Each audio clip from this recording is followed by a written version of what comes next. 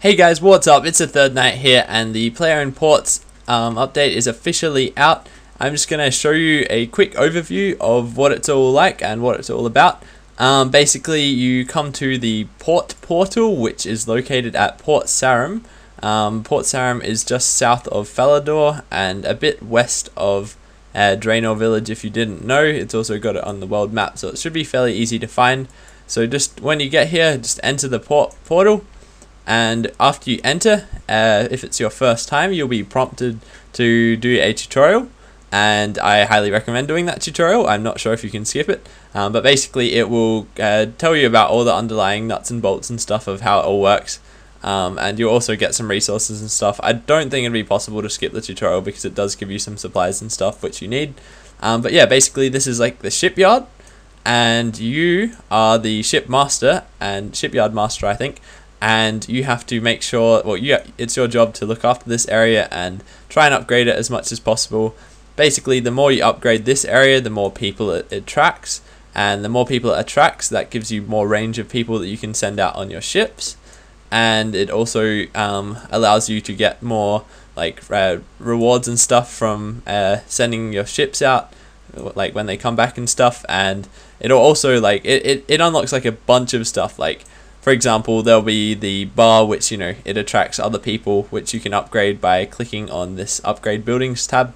It'll take you through like a bunch of different buildings you can upgrade, and it'll tell you about, you know, what it unlocks. So for example here, if you upgrade to refitted lodgings, it costs 1500 of whatever that resource is, gunpowder, and it provides a 2% boost to attracting high quality crew. So there's a lot of things like that, and there'll also be things that upgrade, like, you know, the resources and stuff you'll receive from sending ships out on successful voyages. And basically, to start off with, you have 2 ships, and it's one of these things where you send your ship out and then you have to wait, like, I don't know, like 30 minutes or so, and then you can come back and you can send out your ship again, and there'll also be a lot of other delays and stuff for other stuff associated with this. So it's based on sort of a time thing. Yeah, so that's basically, I mean, the main thing is making sure your ship is like suited for the voyage. So you can go to your shipyard. Okay, so a ship just returned, so that's kind of cool. I'll just click on get results, see what happened. Okay, mission successful, awesome. The voyage achieved its objectives, so that's kind of cool. And some of my crew leveled up. It returned with 40 chimes and 50 bamboo. So I can close that screen, and this is basically the screen you'll be presented with when you click on your shipyard. And basically these buttons here are a bunch of things that you can customize on your ship. The more you customize these, the more you can modify your morale, your combat, your seafaring, and your speed. You can also click on this button here, which will open up a screen which will allow you to select the crew you want to send on that ship. And that will also, that the crew that you get, if I click on here, will dictate the also total of your morale, combat, seafaring, and speed. So for example, if I click on this crew member, it will say his stats here. So his morale is 10 and his combat is 165. And then say if I take him off, I'm not sure if I can take him off. Yes, I can take him off. It'll take away that amount from your total of morale and combat and stuff of the ship here. And obviously it's recommended to try and have as many crew as possible, because it's only going to be better if you have more stuff, if you have like high morale and everything. So but yeah, that's basically it. At the start you have 2 ships, so you can cycle through your ships by pressing these arrows. So if I click on the right arrow, it will take me to my second ship, which is currently out on a voyage, and it will return obviously in 13 minutes, so there's that waiting thing. But yeah, so to customize, so I've shown you the crew. You can also customize your deck items, so you obviously just click on that. There's it's going to be very limited at the moment. A lot of this stuff is locked, obviously, because this is just a brand new update. But I can customize the weathered rigging and the small crate of food. I can have one of these on. So if I want increased morale by 100, I keep this small crate of food.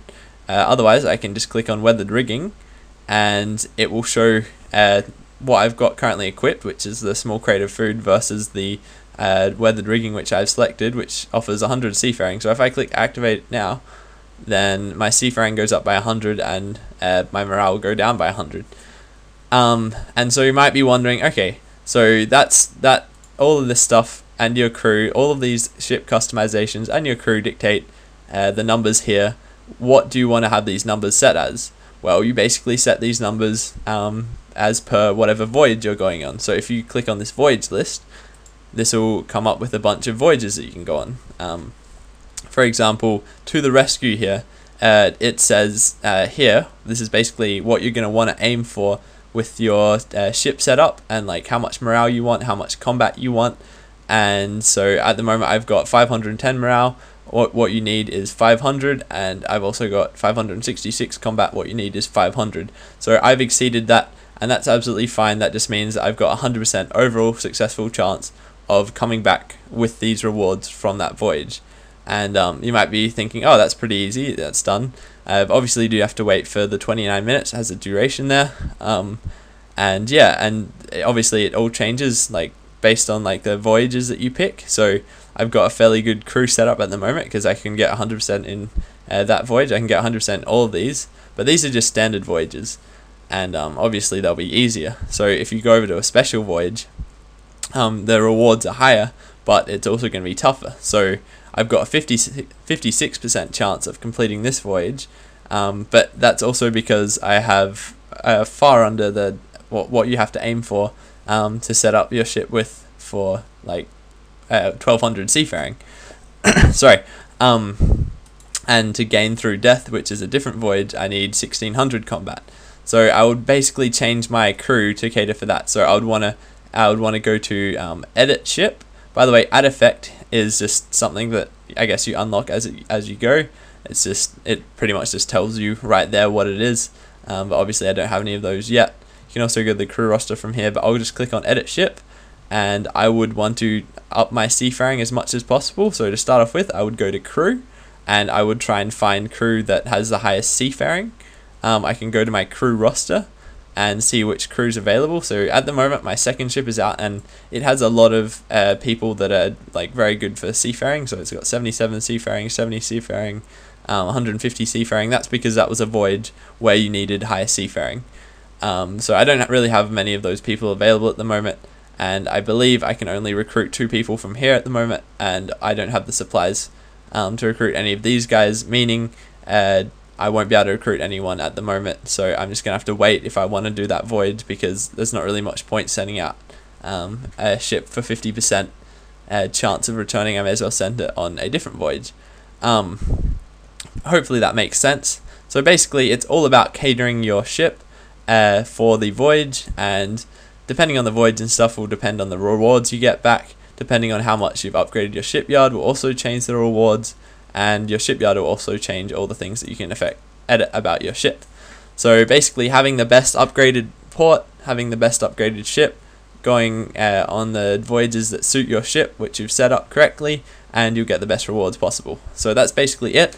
It has cooldown timers and stuff for a lot of things, and I'm not 100% sure what this visitors thing is here, but I believe if I go and talk to the assassin, I might be able to take her on a special mission, or she might be able to help as a crew member for a mission. She's in the bar at the moment. I've also completed a few other missions, and there was like something about a whaler as well, but it's basically just a bunch of rewards that you get from completing missions, and I think the assassin is just a default person. But I've just come to the northwest side of the port. This is something you might want to do if you've just started. Keep in mind that if you, as I said before, if you haven't done the tutorial yet, this will make a lot less sense to you, but I mean it still should be fairly understandable. Just leave comments and stuff in the don't leave it in the description. Leave any comments if you have any questions, and yeah, I'll get back to you and try and help. But it might be a bit confusing just to start off with, but hopefully this makes a bit more sense. Anyway, so head northwest. If you haven't done this already, this is just something I recommend. You can talk to this guy called the Black Marketeer. He should appear for you guys. He might not though, because I believe there's a bit of chance involved with who you get to visit your port, and the Black Marketeer used to be listed under my visitors, but he isn't now because I have bought all the goods I can off him.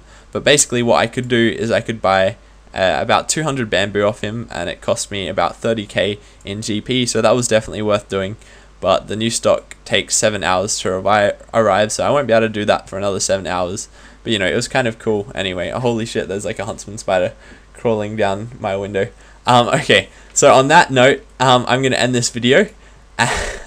And yeah, holy shit, that's massive. Anyway, hopefully you enjoyed. All the best with the new update.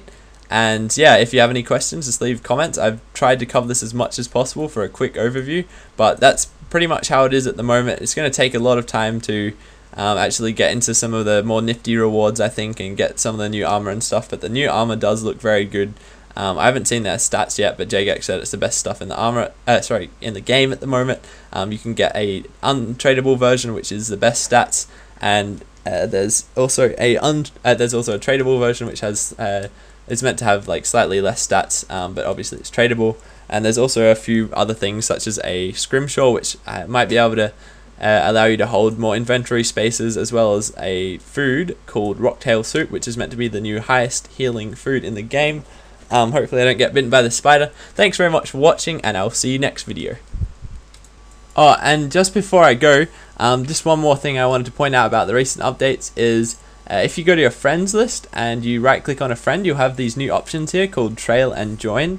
Basically, if you click Join and they're on a different world, you'll be able to just hop straight over to their world. And I'm not sure whether you change where you actually are. No, it's not. It's just you just hop to their world. It's really easy. It's just like a really quick way of hopping worlds, and there's no like timer like you get if you have to go into the lobby and then switch worlds. So it's kind of like a really convenient way of world hopping.